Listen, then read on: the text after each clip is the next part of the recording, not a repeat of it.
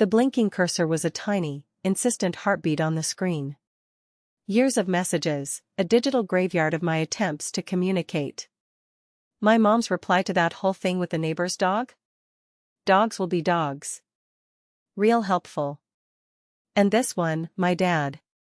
When I told him about the scholarship rejection, well, maybe next time you'll be more prepared. Like I hadn't spent months prepping the application. You know how it is. You try to explain something that feels. A platitude. A deflection. It's like yelling into a pillow factory. I remember this one time, I was maybe 10. Trying to tell my dad about this intricate universe I'd built in my head, with planets made of jelly and sentient clouds. He was reading the paper. Just nodded. Then asked if I'd finished my homework. The jelly planet universe just deflated. The sentient clouds just drifted off. Then there was the time I showed my. It was supposed to be this epic battle scene. She looked at it and said, "Oh, that's nice. Did you remember to water the ficus?" The ficus. The ficus was fine. It always was. It's like they had this filter. All my words, my feelings, my entire existence went through this cosmic sieve, and only the most mundane, the most easily digestible bits came out the other side. Anything that required effort, anything that demanded they actually listen? Gone. Vanished into the ether. It started to feel like a performance. I'd craft my sentences, trying to find the. And it would land with a dull thud. A silent echo. Then, one day, I was trying to tell my brother about this thing at school, this messed up situation with some other kids. He was mid-game, controller in his hands, eyes glued to the TV. He grunted, yeah, I hear you. But he wasn't hearing me. Not really. He was just waiting for me to finish so he could get back to his pixels. And that was the tipping point, I think. The brothers. Always just on the periphery, but still part of the grand experiment. So I stopped. Just stopped. No more crafting explanations. No more carefully worded pleas. No more attempts to bridge the chasm with my voice. It was their breaking. Or rather, a dam being built. Brick by brick. Silence. And my mom would ask, "Why aren't you talking to us, Axel?" And I'd just shrug. Or give a one-word answer. Fine. Okay. Whatever. It was Thursday. Or maybe Friday. The exact day blurs. But I remember the feeling. A sort of liberation. A heavy, leaden freedom. I started to notice other things. Like the way the sunlight hit the dust motes dancing in the air in my room. They were like tiny, silent galaxies. Or the weird hum the refrigerator made at exactly 3 a.m. It sounded like a distant, metallic whale song. My dad once asked me why I was so withdrawn. I looked at him. The crooked picture frame on the wall behind. I just shook my head. Then one evening, my mom was telling me. I was just staring at my plate. The mashed potatoes looked like a miniature mountain range. I was hungry, but the thought of chewing. She kept talking. And talking. And I just sat there, my fork hovering. Then she said, "Are you even listening to?" And I just said, no. The silence that followed was deafening. It wasn't a hostile silence. It was just empty. A vast, echoing space where words used to be. My dad walked in then. Saw the look on my mom's face. He opened his mouth, probably to ask what was going on. And I got up. Left the table. Went to my room. I sat there for a while. Just listening to the refrigerator hum. Thinking about those digital messages. All those attempts.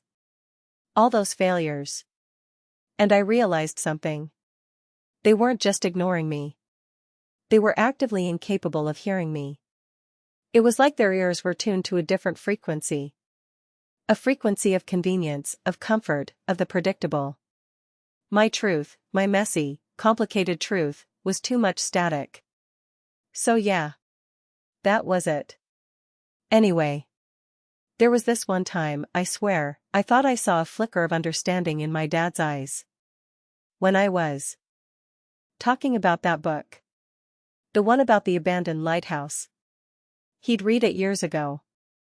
But then he just changed the subject to the weather. The window in my room was cracked. You could feel the breeze on your ankle if you stood too close. It smelled faintly of damp earth and something vaguely metallic. I started writing emails instead. Longer ones. More formal. But even those getted lost in the digital ether. Sent. The little green check mark. But no response. Or a generic "thanks for your message." It's funny. I used to think they just didn't care. But now I think it's worse. I think they just couldn't process it. Couldn't handle it. It was easier to not hear. Easier to dismiss. Easier to keep their carefully constructed reality intact. And I was the loose thread. The glitch in the matrix. So I just stopped giving them material. No more loose threads for them to snip. No more glitches for them to debug. Just smooth surfaces. Unremarkable existence. It's like they built a fortress of not listening, and I just found the exit. My old soccer coach used to say, the best defense is a good offense. He was an idiot. I'm getting ahead of myself. The silence became its own language. A language they didn't speak. And a language I mastered. Sometimes, I'll be in the same room, and they'll be talking about something. And I'll just watch their mouths move. The sounds will wash over me. And it's like I'm underwater. Observing. Detached. My sister called the other day. She was asking about some family thing. I gave her the shortest answers possible. She got frustrated. Said I was being difficult. I didn't say anything. Just let the silence hang there. Like a forgotten ornament on a Christmas tree. The digital evidence is still there, though. All those messages. All those failed attempts. A monument to my naivete. There. Whatever. I look at them sometimes. The sent messages. The unanswered ones. The ones met with platitudes. And I feel nothing. Almost. There was this one time, I actually did get a genuine, thoughtful response. It was from my aunt. About that job I didn't get. She said she was sorry. That she knew how much it meant to me. It was their spark in the darkness. But then she went on to tell me about her cat's new diet. So, you know. Back to the usual. The dust motes are still dancing. And the refrigerator is still humming its 3 a.m. song. And the silence. It just keeps going. Whatever. The drive home from that last family gathering. The radio was off. The engine was just a low thrum beneath the quiet. I kept my eyes on the road, which was just a ribbon of asphalt unspooling under the dim street lights. Each turn was just a calculated angle, each brake light a momentary flare. I was just a vehicle moving from point A to point B, no commentary required. The air in the car was stale, carrying the faint, lingering scent of burnt toast from breakfast. I needed to call the dentist. I'd been putting it off for weeks, but it was a dull, throbbing thing that felt like it was trying to burrow its way into my skull. So, Axel, my dad had said. His voice a little too loud, a little too cheerful, as we were clearing the table. Heard you're thinking about that internship in Denver. As if it wasn't a potential lifeline out of this entire predictable existence. Yeah, I'd replied, my voice flat, my eyes fixed on the pattern of the linoleum. I'm looking into it. My mom had chimed in, Denver? Isn't it very dry there? You always get such dry skin in arid climates. She'd said it with a kind of concerned frown. The kind she used when I forgot to wear a scarf. My brother, bless his pixelated heart, had just. He'd probably been playing some game where you shot things with lasers. He'd never been one for nuanced conversation, not unless it involved cheat codes. And my dad, bless his eternally well-meaning butt. And good for you, son. Have to get out there, see the world. Just make sure you pack a good moisturizer. He'd winked. A genuine wink, I think. The kind that was supposed to convey understanding. It had landed with the impact of a feather. I remember picking up a stray olive from. It was smooth and cool. I'd felt a sudden urge to throw it, just to see if it would arc. But I hadn't. Instead, I'd popped it into my mouth. It was just an olive. It didn't have any grand pronouncements to make. Then my dad, he'd been talking about his golf game. Shot a 92 yesterday. Not bad for my age. The greens were a bit fast, though. You know how it is. He'd paused, expecting. I just nodded, my gaze drifting to A. It was fascinating in its own quiet way. You know, the way things just are. My mom had chimed in, oh, did you? The Denver internship, the dusty plains, the dry. I'd excused myself then, saying I had some work to do. Which was technically true. I did have work to do. But mostly, I just needed to escape the. Back in my room, the blinking cursor was. I'd opened a new document, just to feel the fresh white space. The screen's glow was a cool, impersonal blue. I'd typed, Dear Mom and Dad. Then I deleted it. What was the point? They'd just with something about how. Or ask if I needed to buy stamps. My brother had come into my room later, a rare occurrence. And he was actually looking for a charger for his ancient gaming console. He'd stood in the doorway, fiddling with the tangled cord. Hey, man, he'd said, his voice a little muffled by the headphones he'd only half removed. You going to that thing on Saturday? The party at Mark's? I'd shrugged. Don't know. He'd nodded. Cool. Just checking. So, you got any spare snacks in here? I'm out. I'd pointed to a half-eaten bag of chips on my desk. He'd grabbed them, given a quick, almost imperceptible. He'd said cool. That was his standard response to most things. And it was a placeholder for actual engagement. You know? It's like a universal shrug. I remembered the smell of the rain hitting. It had a sharp, clean scent, almost metallic.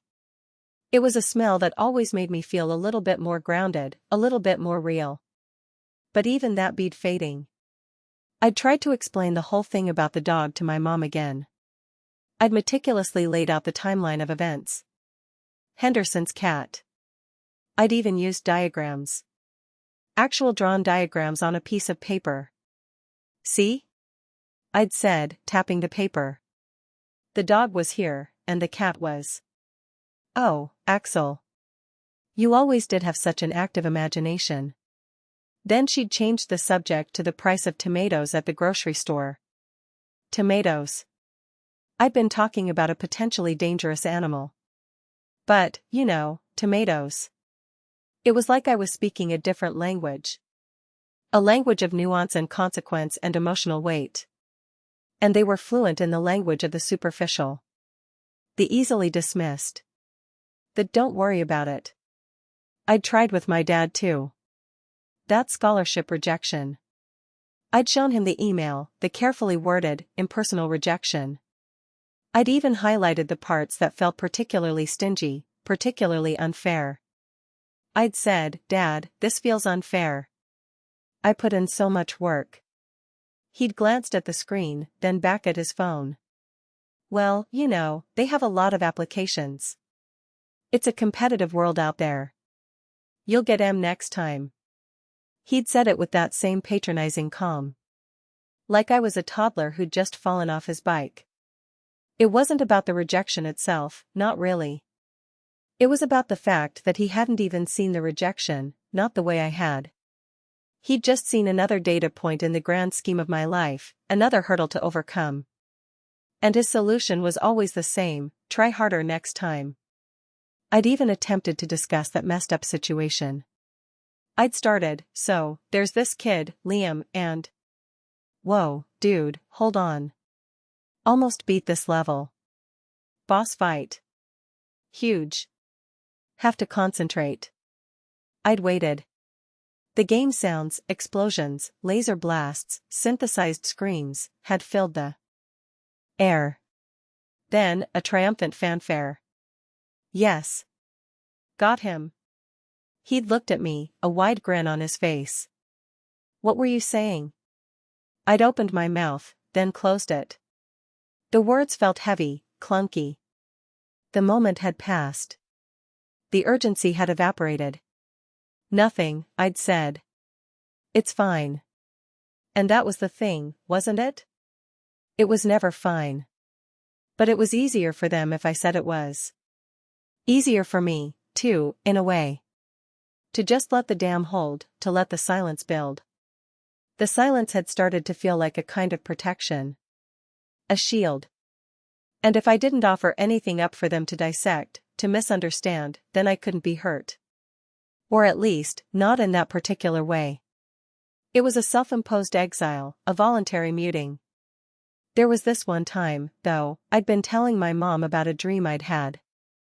It was a vivid dream where I was flying over this vast, empty ocean. And there was this feeling of absolute freedom, of being unburdened. I'd been trying to convey that feeling, that sense of pure liberation. She'd listened, nodding along, and then said, "Oh, that sounds lovely, dear. I had a dream last night that I'd run out of milk. I woke up in such a panic."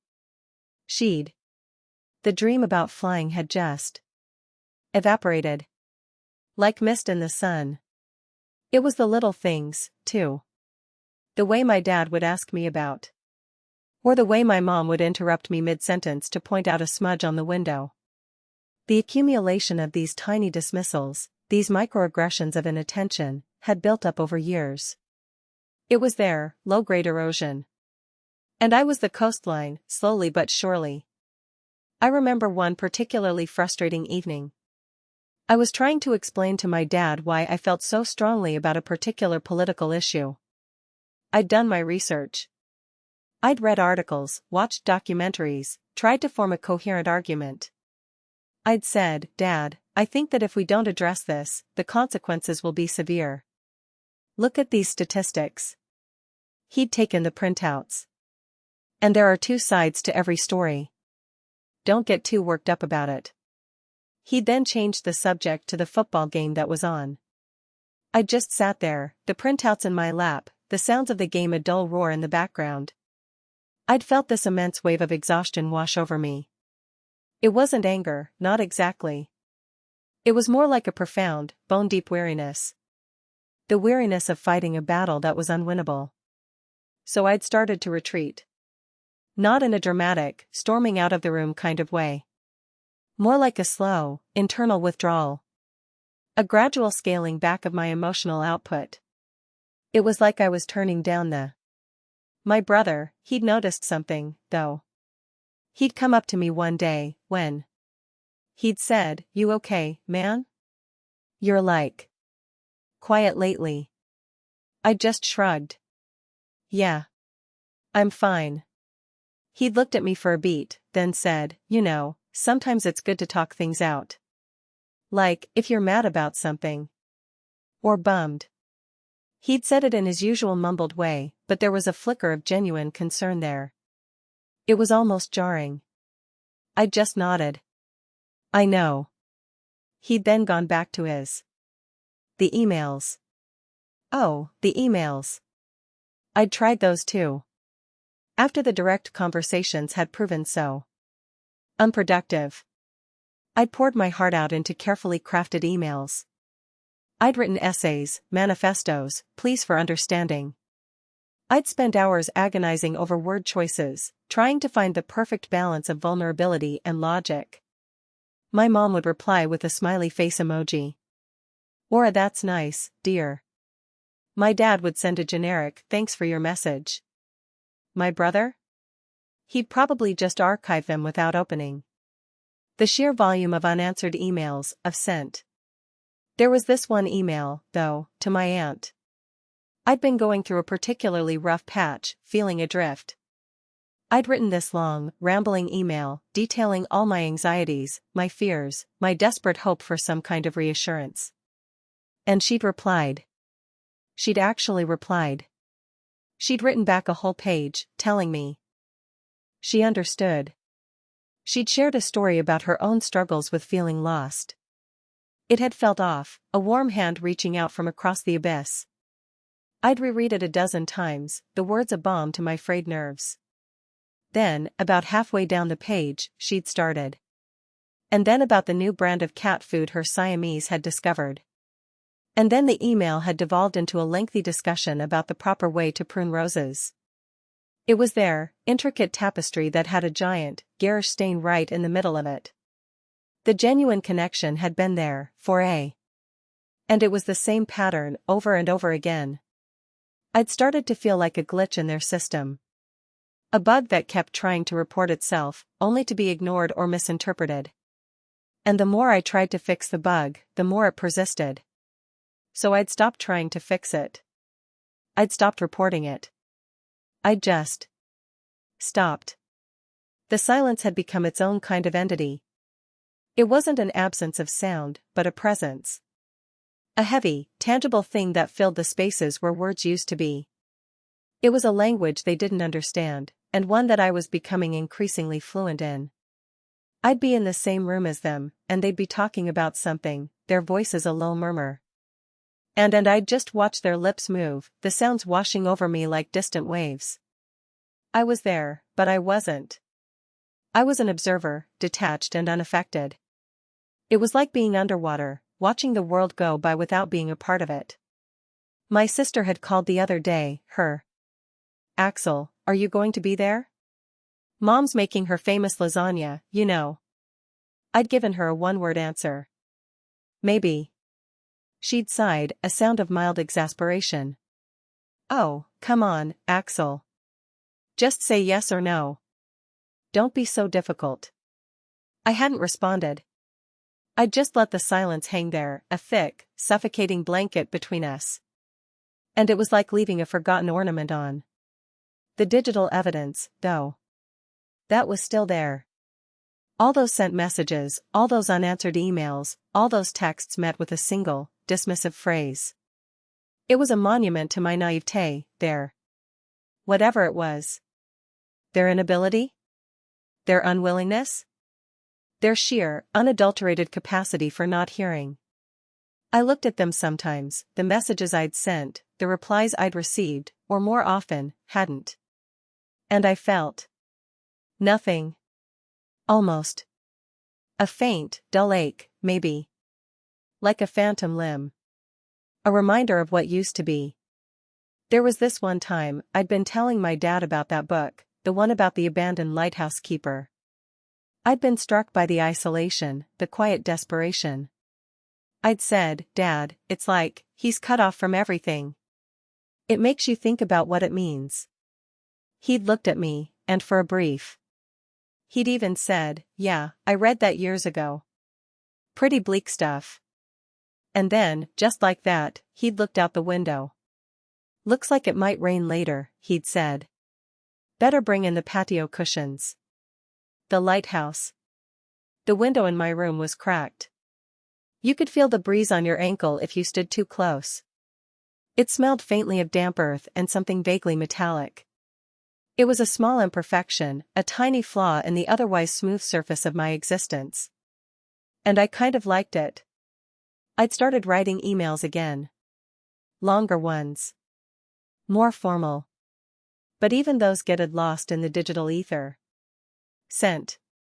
The little green checkmark. But no response. Or a generic, thanks for your message. It's funny. I used to think they just didn't care. But now I think it's worse. I think they just couldn't process it. Couldn't handle it. It was easier to not hear. Easier to dismiss. Easier to keep their carefully constructed reality intact. And I was the loose thread. The glitch in the matrix.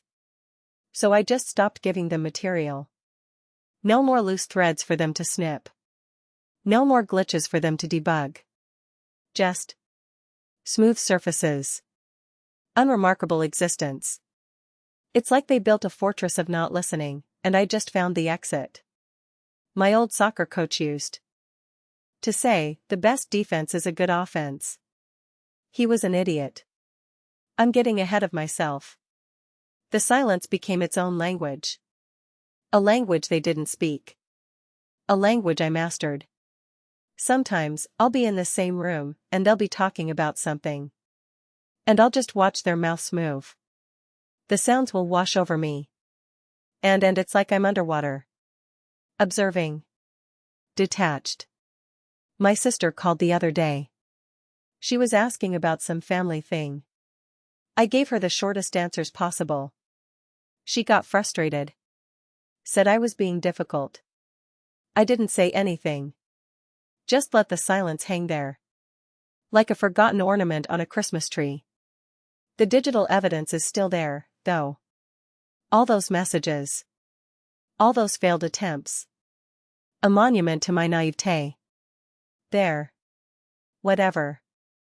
I look at them sometimes. The sent messages. The unanswered ones. The ones met with platitudes. And I feel nothing. Almost. There was this one time, I actually did get a genuine, thoughtful response. It was from my aunt.